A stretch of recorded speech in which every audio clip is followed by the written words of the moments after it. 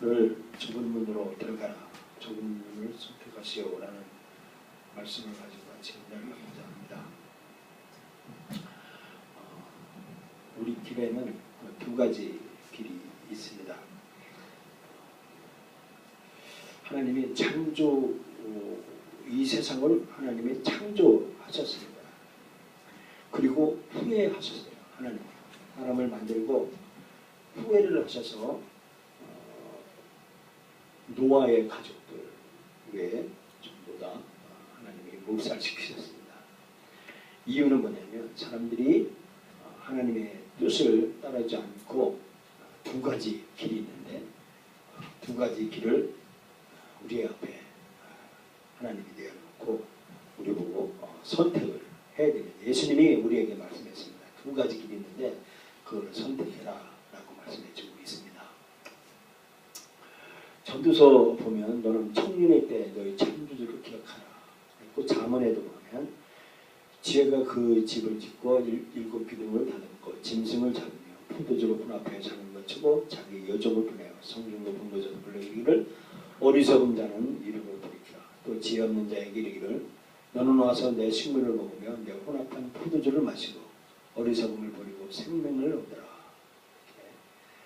우리에게 두 가지 길을 제시해 주셨습니다. 많은 사람들이 왜 죽음의 길을 선택할까라고 보면 죽음의 길을 선택하는 것을 보면 왜 그러냐 하면 사람들이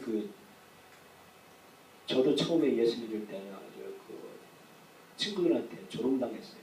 예수쟁이 하면서 친구들이 비웃고 조롱했습니다. 교회 다니는 것을 조소하고 또 핍박했기 때문에 사람들이 이 교회를 가려고 하지를 않고 있습니다. 마태복음에 보면 나로 말미암아 너희를 욕하고 박해하고 거짓으로 너를 거스려 모든 악한 말을 할 때는 너에게 복이 있나니 기뻐하고 즐거워하라 라고 말씀해주고 있습니다. 우리가 비난받고 조소받고 예수 믿는 것 때문에 조소받는다고 할지라도 우리는 주님의 길을 선택을 해야 된다라고 말씀해주고 있습니다. 베드로 후서에도 보면 그 백성 가운데 또한 거짓 선지자들이 일어나나니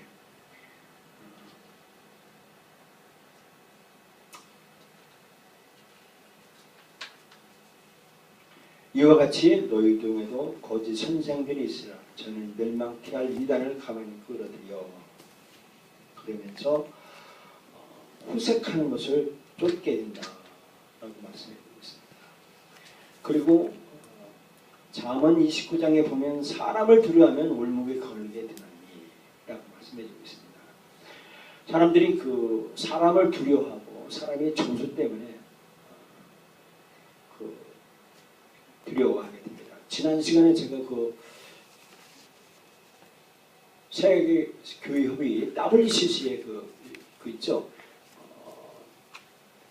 제가 설명을 잠깐 잊어버렸는데 세계가 하나의 종교로 선택을 하려고 하고 있고 그렇게 나아가고 있어요. 단일 종교로. 왜냐하면 두려움 때문에 그렇습니다. 왜냐하면 이슬람교는 칼로 정복하는 것이 그들의 캐논이에요. 그들이 주장하는 것이 칼이에요. 근데 이슬람의 아버지도 이슬람의 주의도 누구를 그냥 아브라함을 자기 아버지라고 해요. 그러니까 이슬람도 아브라함을 자기 믿음의 조상이라고 보고 있고 유대교도 믿음의 조상 아브라함이라고 보고 있는 거예요. 그래서 사람들은 예수 그리스도 외에는 다른 종교가 없다라고 선포하면 죽음이 두려우니까 그 죽음 때문에 왜냐하면 이슬람들은 칼이에요. 칼. 그래서 칼에 보복을 당할까 봐 두려워서 희석시키는 거예요. 세계 단일 종교 하나 전능하신 하나님의 이름으로 아버지 이름 아니거든요. 그래서 오늘 보면 이사야 51장에 이렇게 말하고 있어요. 너희를 위로하는 자는 나를 너는 어떤 자에게 죽을 사람을 두려워하며 풀같이 될 자를 두려워하느냐. 사람을 두려워하는 그 조소와 핍박 때문에 죽음을 두려워하는 그것 때문에 사람들은 넓은 길을 죽음을 길을 선택한다라고 말씀해주고 있습니다. 그리고 그 죄를 짓는 그 즐거움이 있어요. 그 히브리서 보면 자기가 그 공주의 아들 바로의 모세 시대의 바로의 공주의 아들로 칭하는 것을 버리고 예수 그리스도를 통해서 그 애굽의 고난 받는 것을 큰 영광으로 알았다라고 말씀해주고 있습니다. 그리고 자문에 보면 그의 발은 사지로 내려가며 그의 걸음은 수로 나가는 있습니다. 이 말이 무슨 말이냐면 음녀의 집으로 내려가는 그 걸음을 말씀해주고 있습니다. 그리고 잠언 9장 18절에 오직 그 어리석은 자는 죽은 자들이 거기 있는 것과 그 갯벌이 수월 깊은 곳에 있는 것을 알지 못하느니라. 음행의 길을 그것이 잠깐의 즐거움 때문에 그 길로 가는 겁니다. 이 죄지는 그 즐거움을 겪게 되면 잠시는 즐거움이지만 그 후에는 아주 비참하다라고 말씀해 주고 있습니다.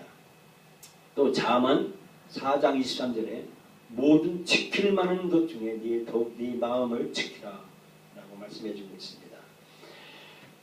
그리고 내 아들아 어찌하여 음녀를 연망하겠으며 어찌하여 이방 계집의 가슴을 안겠느냐. 이 죄의 즐거움, 죄지는 즐거움 때문에 사람들은 큰 길로, 죽음의 길을 선택한다라고 말했습니다. 그래서 이 죄지는 즐거움으로 인하여서 이 죽음의 길을 가게 되고 또 자연적으로 이 자연적인 성향 때문에 그렇습니다. 물이 흘러서 넓은 길로 가듯이 큰 길로 가듯이 자연적으로 자연적으로 흘러가는 그 길은 사람은 보기에 바른 것 같지만 필경은 사망이다라고 잠언에서 말씀해 줬고요. 이사야 55장 8절에도 이는 내 생각이 너희 생각과 다르며 내 길은 너희 길과 다름이니라 여호와의 말씀이니라. 그리고 고린도전서 3장 19절에 보면 이 세상 지혜는 하나님께 어리석은 것이니 라고 말씀해주고 있습니다. 이와 같이 우리는 이 자연적인 성향 때문에 자연적인 그 흐름에 따라서 이렇게 죽음의 길로 가게 됩니다. 자유민주주의는 숫자 싸움입니다. 숫자가 우세하면 이기는 겁니다. 근데 진리는 다수에 있는 것이 아닙니다. 그 자유민주주의의 병폐가 이 숫자 싸움, 숫자 계산에 그게 사실인 것 같지만 진리는 아니거든요. 숫자 가지고는 아닙니다. 진리는 소수 가질 수도 있습니다.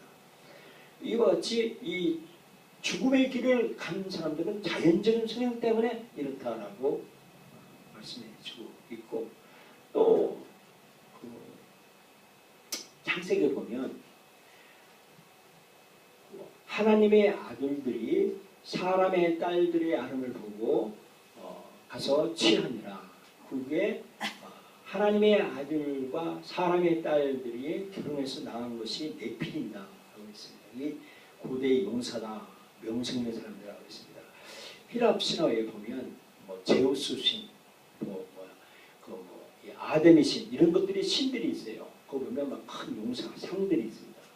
이것은 바로 하나님의 아들과 사람의 딸들이 난 용맹인 사람들 이런 것을 사람들을 섬기죠. 그래서 이 골리앗과 같이 거대한 능력 있는 사람, 능력 있는 자들을 거기를 우상을 섬기듯이 섬긴다. 그것이 죽음의 길이다. 이로 인해서 죄로 인해서 자연적인 질서가 파괴된다. 라고 말씀해 주셨습니다. 창세기 19장에 보면 소돔과 고모라 땅에 동성연애자들이 판을 치고 있었습니다.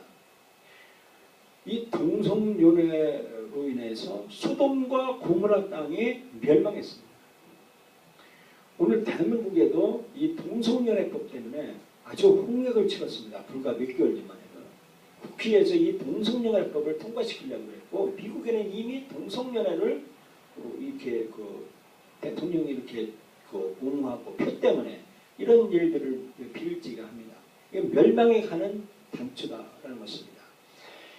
그리고 이 창세기 19장 7절에 보면 악을 행하지 말라. 로마서 보면 사망에 해당된다고 그랬습니다. 남자와 남자로 더불어 북군일을 하고 여자와 여자로 더불어 북군일을 하는 것은 아주 사망의 지름길이다 라고 말씀드리겠습니다.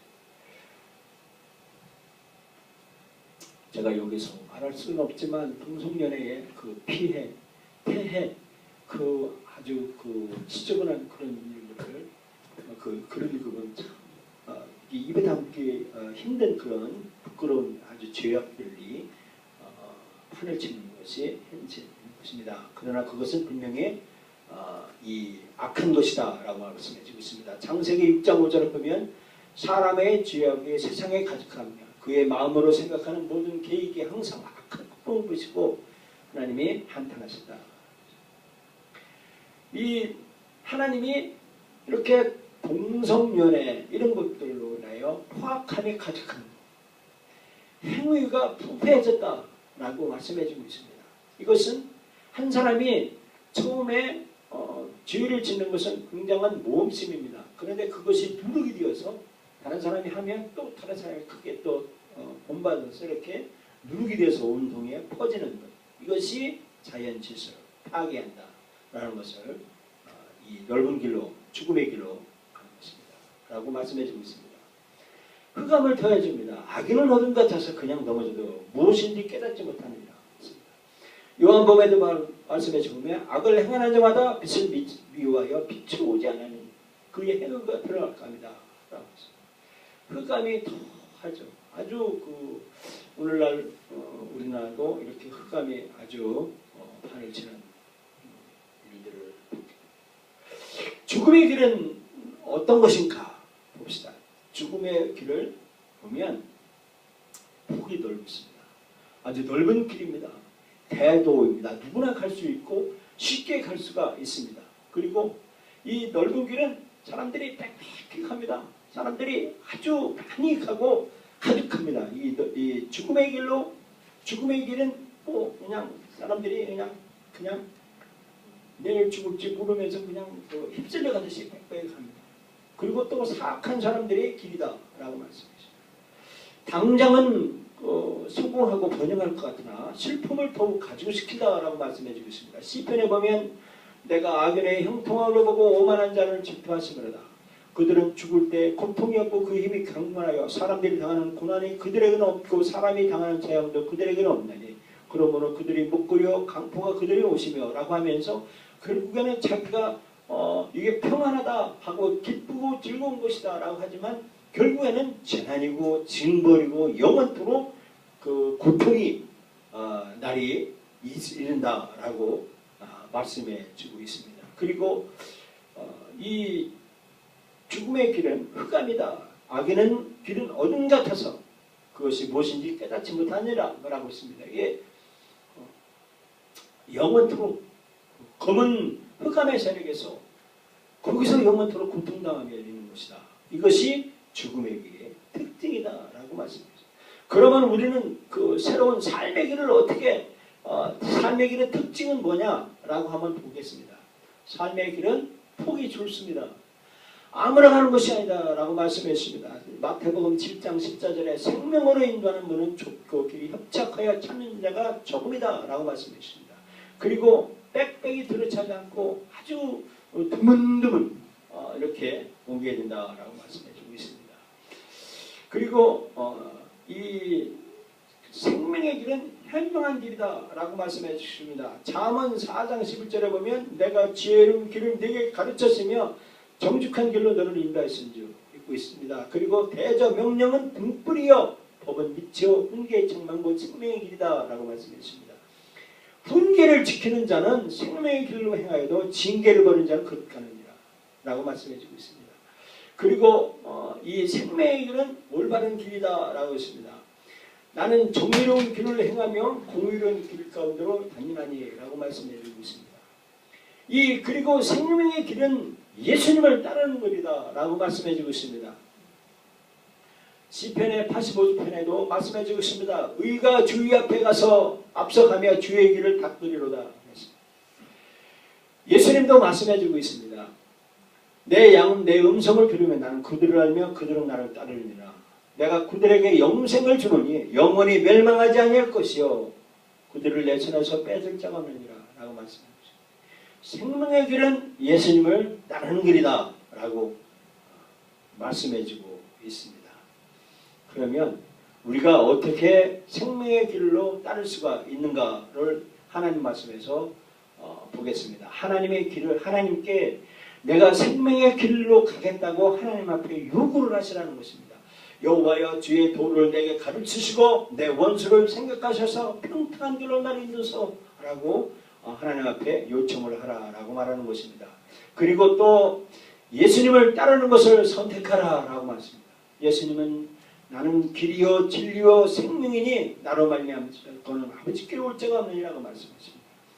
또 예수님은 나는 세상의 빛이니 나를 따르는 자는 어둠에 다니지 아니하고 생명의 빛을 얻으리라 라고 말씀해주고 있습니다. 그리고 양심의 소리를 들어야 된다라고 말씀해주고 있습니다. 성령을 따라 행하라. 그리하면 육체의 욕심을 이루지 아니하리라.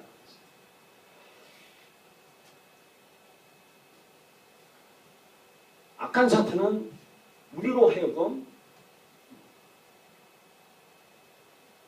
하나님의 주제를 파악을 하지 못하게 해요. 악한 사탄은 환경을 통해서 또는 사람을 통해서 또는 물질을 통해서 우리로 하여금 주제를 잊어버리게 해요. 그래서 내 생각을 사탄의 생각으로 들어오게 자리 잡고 해서 주제를 잊어버리게 합니다. 그래서 사탄의 이 지시대로 이탈을 하는 거예요. 내 분분에 내 상황 자리를 이탈을 해요. 근데 우리가 주제를 파악을 하면 나는 하나님의 자녀, 예수님이 내 안에 계시고 예수님 앞에 내가 무너져야 해 하면 예수님의 십자가에 내 몸을 걸쳐 놓으면 예수님 앞에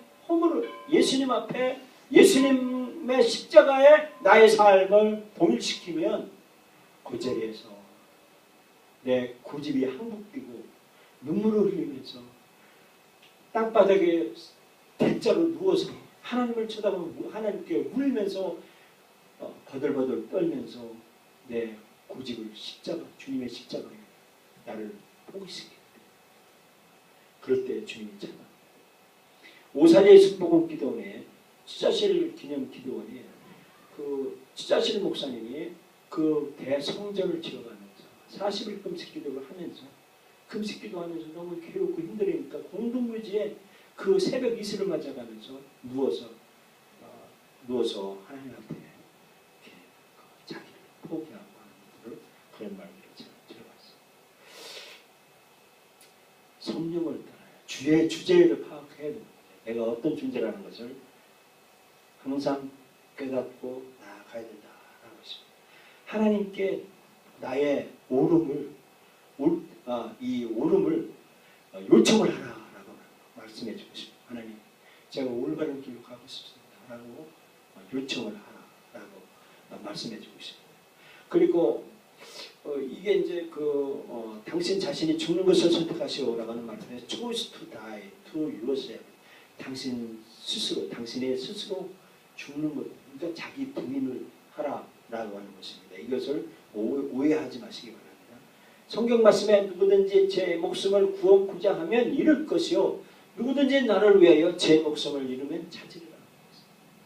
여호와께서 사람의 지혜하게 세상의 관역함과 그의 마음을 생각하는 모든 계획이 항상 악각됨을 보시고라고 했는데 노아의 때에도 그 사람들이 먹고 마시고 장가들며 시집가더니 홍수가 나면서 결국에는 멸망의 길을 갔다라고 말씀하셨습니다. 그러면 이 좁은 길로 가라고 하는 좁은 길로 선택하라고 하는 이 명령을 예수님께 어떻게 말씀하시냐면 사울아 사울아 네가 어찌하여 나를 박해하느냐라고 하는 주님이 사울에게 찾아왔을 때 굽부러졌습니다. 주여 그렇습니다. 나는 주님 앞에 무너질 수밖에 없는 존재네. 나는 행복합니다. 나의 모든 지금 현재 있는 내 계획 나의 지금 현재 내가 생각하는 것들 모든 것을 내려놓고 주님 앞에 곱부라지겠습니다. 라고 하는 것이 좁은 길로 선택하는 것이다. 라고 말씀해 주고 있습니다. 그러면 우리가 이렇게 주님 앞에 나아가기를 모든 것을 포기하고 주님을 따르겠습니다. 결정하는 것은 과단성이라는 것입니다. 이 과단성의 특징은 뭐냐면 중요한 요소를 민식하고 어려운 결정을 존중하는 것. 이것이 주님을 기쁘시게 하는 일이라고 하는데 다니엘이 하나님께 뜻을 정하여서 내가 고기를 먹지 않겠다라고 그리고 포도주와 고기를 먹지 않고 자기 몸을 더럽히지 않겠다라고 다니엘이 결심을 하고 왕궁에서의 온갖 그 박해 속에서도 자기가 과단성으로 결단을 해서 하나님의 뜻을 이룬 것을 봅니다. 신명기 30장에 보면 내가 오늘 하늘과 땅을 불러 너희에게 증거를 삼노라. 내가 생명과 사망과 복과 저주를 내 앞에 두었은즉 너와 내 자손이 살기 위하여 생명을 택하라. 우리 앞에 이렇게 죽음의 길과 생명의 길이 두 가지 있는데 살고 싶으면 생명을 택해라 라고 말씀해 주고 있습니다. 마태복음 6장에 보면 한 사람의 두 주인을 섬기지 못한다고 말하고 있습니다. 그리고 여호수아에 보면 이렇게 말씀하십니다. 하나님을 경외하라. 하나님만을 섬기라. 오직 너는 섬길 자를 택하라. 라고 하면서 나와 내 집은 여호와 하나님만 섬기겠다라고 과단성 있는 결단을 하게 되는 것입니다. 우리가 성공하지 못하는 일은요. 두 마음을 품기 때문에 성공하지 못한다라고 말씀해 주고 있습니다. 야고보서에 그렇게 말씀해 주고 있습니다. 히브리서 11장에 보면 아까 말씀했죠. 모세는 그가 바로의 공주의 아들이기 때문에 낙을 즐길 수 있지만 그러나 예수 그리스도를 위하여 수모를 받는 것을 모든 보화보다 더 재물보다 더 큰 것으로 여기고 그리스도를 따랐다. 이것은 상조심을 바라기 때문에 라고 말씀해주고 있습니다. 과단성을 못하는 사람들 보면 자기가 똑바른 것 같아요. 자기가 똑똑한 것 같지만은 잠언 12장에 보면 미련한 자는 자기 행위를 바른 줄로 여기나 지혜로운 자는 권유를 듣느니라고 했습니다.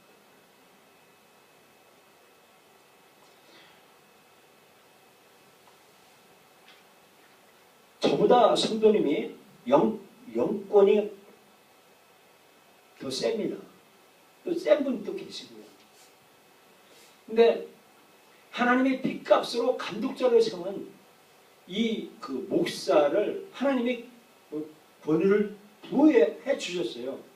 근데 목사 말을 안 들어요. 그러고서는 결과를 보고서 그 결과를 목사한테 전가시키고서 비난하고 딴 길로 떠나가는 일들을 비일비재합니다. 근데 이 미련한 자는요 권고를 안 들어요. 멸시합니다. 목사에 그 지나가는 걸로 하지 마세요 라고 하면 그것을 권고를 듣지 않아요. 그게 미련한 사람입니다. 요한복음 5장 30절 말씀엔요 내가 아무것도 스스로 할 수 없느라 되는 대로 심판하노니 나에는 나의 뜻대로 하려 하지 않고 나를 보내시니 뜻대로 하려므로 내 심판을 의뢰하리라. 예수님도 하나님의 뜻대로 했다는 거예요. 하나님이 하라는 대로 예수님은 했다는 거예요. 예수님이 죽은 자를 살리는 그 능력이 있고 보리떡 5개로 5,000명을 먹는 능력이 있는데요. 그 능력자가 무엇이 아쉬워서 하나님의 권고를 듣겠어요. 근데 하나님의 권고를 들은 거예요. 하나님의 말을 듣는 이게 고집을 자기 고집을 버렸다는 겁니다. 사람은요 저도 얼마나 그 고집이 센지 몰라요. 집사람 말은 잘 안 들으려고 애들 말도 안 들으려고 근데 집사람이 중요한 때는요 앞에 놓고서 저보고 설교해보라고 그래요. 어디 이런 주례 같은 거 장례식 같은 데는 집사람이 해보라고 그래요. 됐다고 그러는데 근데 성경은요 의논이 없으면 경영이 무너지고 지략이 많으면 경영이 성립하느라고 그랬습니다. 상의해야 돼. 상의. 하나님이 왜 성공하느냐면요 하나님과 예수님과 성령님이 상의해요. 상의. 창세기 1장 1절에요 하나님과 제가 이 집에 했는데 하나님이 서로 상의했어요. 하나님과 서로 상의했다는 거예요. 하나님이 예수님과 상의했고 성령님과 상의한 거예요. 의논이 없으면 경영이 무너지는 거예요. 우리 교회도요 의논이 없으면 경영이 무너져요. 제가 집사님 말을 드려야 되고 사모님 말을 드리고 성령님 말을 드려야 돼요. 의논이 이게 경영이 성공되는 거예요. 잠언 19장에도 너는 권고를 들으며 훈계를 받으라. 그러면 네가 필경은 지혜롭게 되리라. 자녀에게도 아버지의 그 권고를 들으며 훈계를 받는다. 이런 사람은 지혜롭게 된다라고 말씀해 주고 있습니다. 지략이 없으면 백성의 망하여도 지략이 많으면 평안을 누리리라 라고 말씀하죠. 자기의 마음을 믿는 자는 미련한 자요 지혜롭게 행하는 자는 구원을 얻을 자니라 그랬습니다. 자기 마음을 내가 될 것 같아. 이번만 내가 투자하면 내가 될 것 같아요 하면서 그 자기 마음을 믿는 거예요. 자기 위로하고 자기 믿. 근데 이것은 아니라고 막 미련한 것이다. 데살로니가전서 5장 20절에는 악은 어떤 모양이라도 버리라 라고 말씀해 주죠. 악한 행동을 악한 그 모양이라도 버려야 된다라고 한 것이 우리들에게 해주고 있습니다. 어떤 사람이 그 텔에게 그 친문에 보면요, 자기를 자의 이런 그 습관으로 인해서 악의 모양을 흉내다가 죽었어요. 근데 국립과학수사관에서 보면 이것은 살인도 아니고 자살도 아니고 악의 모양을 본따다가 실족사하는 것이다라고 하는 거예요. 악의 모양을 본다면 이렇게 처음한 것처럼 이거 모양이라도 버려야 된다라고 말씀해주고 있습니다. 우리가 악의 모양을 버릴 때 어떻게 버려야 되냐면 내 의지로 안 되죠. 아닐 때는 금식해야 된다라고 말씀해주고 있습니다.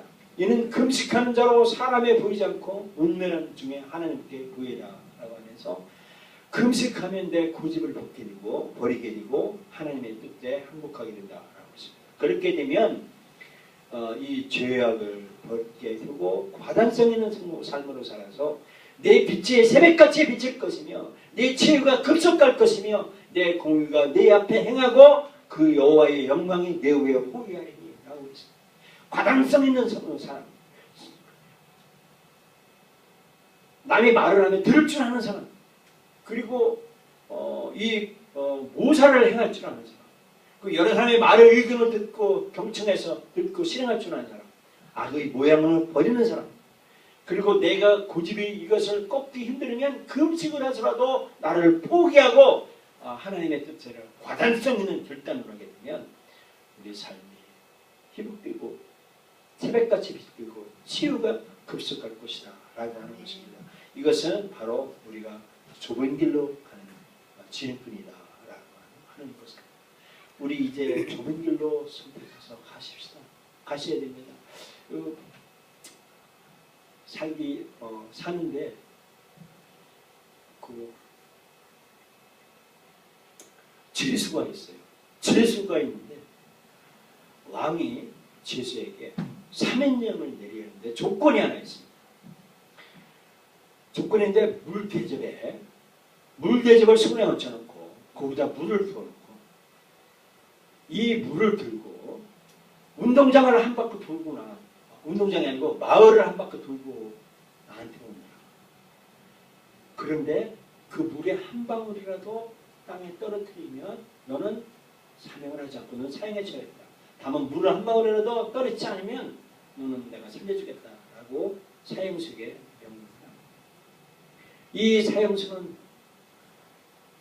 물 대접을 받고 물이 한 방울이라도 떨어질까 봐서 땀이 비 오듯이 떨어지면서 온몸에 그 먼지 투성이면서